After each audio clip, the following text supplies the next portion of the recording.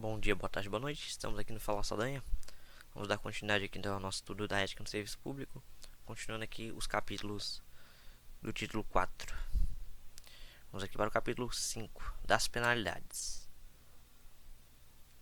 Artigo 127. São penalidades disciplinares: advertência, suspensão, demissão, cassação de aposentadoria ou disponibilidade, destituição de cargo em comissão, destituição de função comissionada. Artigo 128.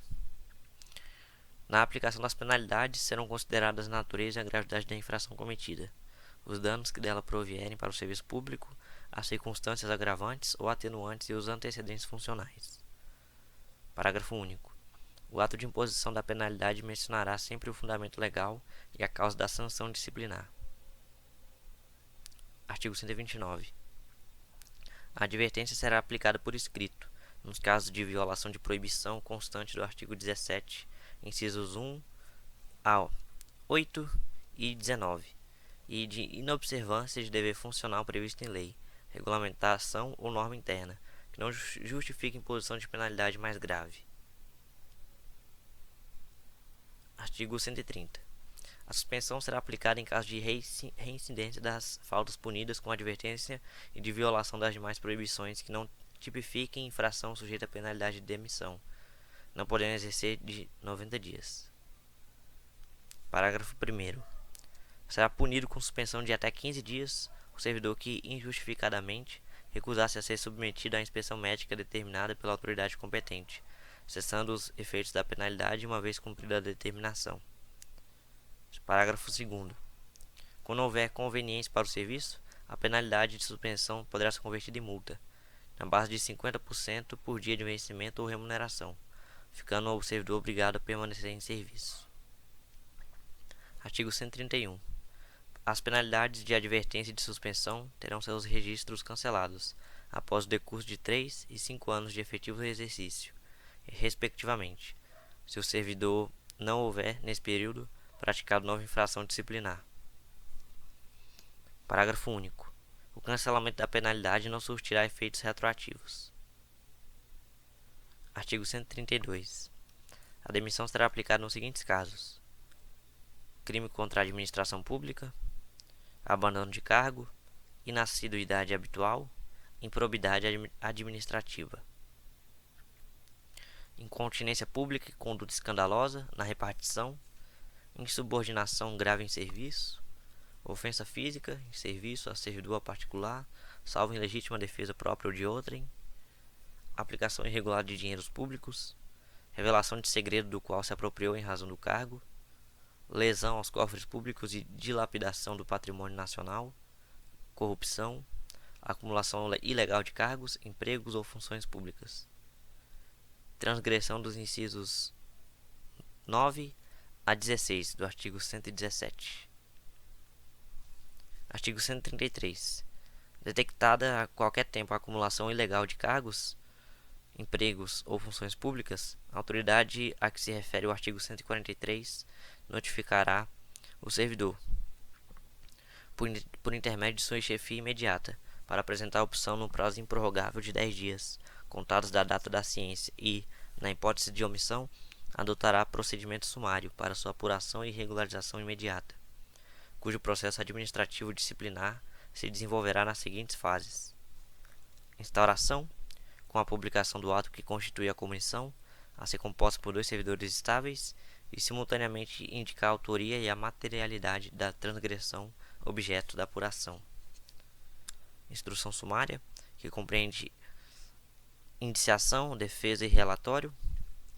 Julgamento, incluído pela Lei nº 9.527 de 97. Parágrafo 1º. A indicação da autoria de que trata o inciso 1 dar-se-á pelo nome e matrícula do servidor, e a materialidade pela descrição dos cargos, empregos ou funções públicas em situação de acumulação ilegal, dos órgãos ou entidades de vinculação, das datas de ingresso, do horário de trabalho e do correspondente regime jurídico. Parágrafo 2º. A comissão lavrará até 3 dias após a publicação do ato em que a constituiu, termo de indiciação em que serão transcritas as informações de que trata o parágrafo anterior, bem como promoverá a situação pessoal do servidor indiciado, ou por intermédio de sua chefia imediata, para no prazo de 5 dias apresentar a defesa escrita, assegurando-se-lhe visita do processo na repartição, observado o disposto nos artigos 163 e 164. Parágrafo 3º. Apresentada a defesa, a comissão elaborará relatório conclusivo quanto à inocência ou à responsabilidade do servidor, em que resumirá as peças principais dos autos, opinará sobre a licitude da acumulação em exame, indicará o respectivo dispositivo legal e remeterá o processo à autoridade instauradora para julgamento. Parágrafo 4º. No prazo de 5 dias, contados do recebimento do processo, a autoridade julgadora proferirá sua decisão, aplicando-se, quando for o caso, o disposto no parágrafo 3º do artigo 167. Parágrafo 5º. A opção pelo servidor até o último dia de prazo para a defesa configurará sua boa-fé, hipótese em que se converterá automaticamente em pedido de exoneração do outro cargo. Parágrafo 6º. Caracterizada a acumulação ilegal e provada má-fé, aplicar-se-á a pena de demissão, destituição ou cassação de aposentadoria, ou disponibilidade em relação aos cargos, empregos ou funções públicas em regime de acumulação ilegal, hipótese em que os órgãos ou entidades de vinculação serão comunicados. Parágrafo 7º. O prazo para a conclusão do processo administrativo disciplinar submetido ao rito sumário não excederá 30 dias, contados da data de publicação do ato que constitui a comissão, admitida a sua prorrogação por até 15 dias, quando as circunstâncias o exigirem. Parágrafo 8º. O procedimento sumário rege-se pelas disposições deste artigo, observando-se, no que lhe for aplicável, subsidiariamente as disposições dos títulos 4 e 5 desta lei. Artigo 134. Será cassada a aposentadoria ou a disponibilidade do inativo, que houver praticado, na atividade, falta punível com a demissão.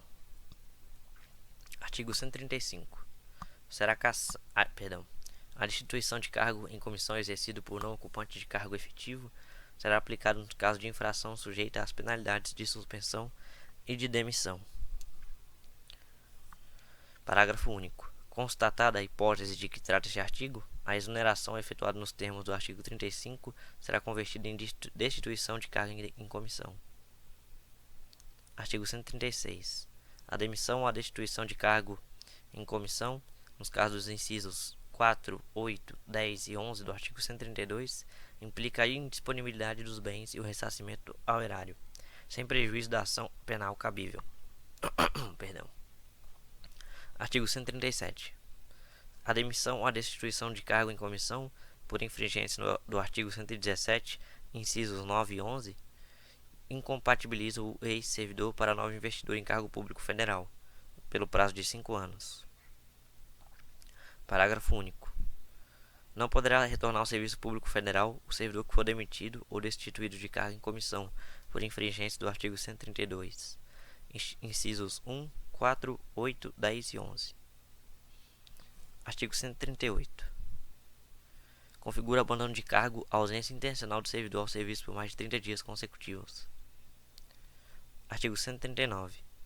Entende-se por inassiduidade habitual a falta ao servidor sem causa justificada por 60 dias, interpoladamente, durante o período de 12 meses. Artigo 140.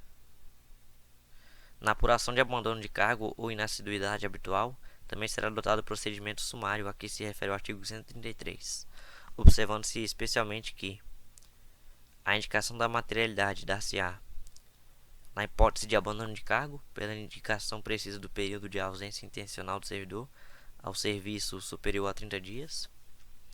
No caso de inassiduidade habitual, pela indicação dos dias de falta ao serviço sem causa justificada, por período igual ou superior a 60 dias interpoladamente, durante o período de 12 meses.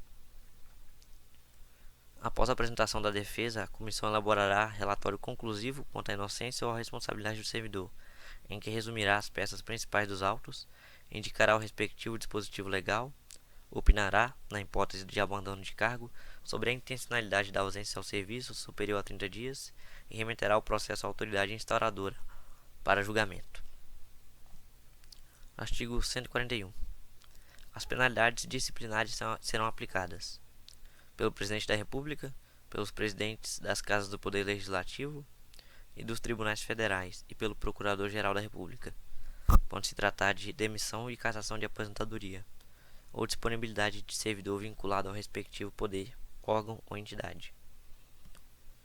Pelas autoridades administrativas de hierarquia imediatamente inferior àquelas mencionadas no inciso anterior, quando se tratar de suspensão superior a 30 dias.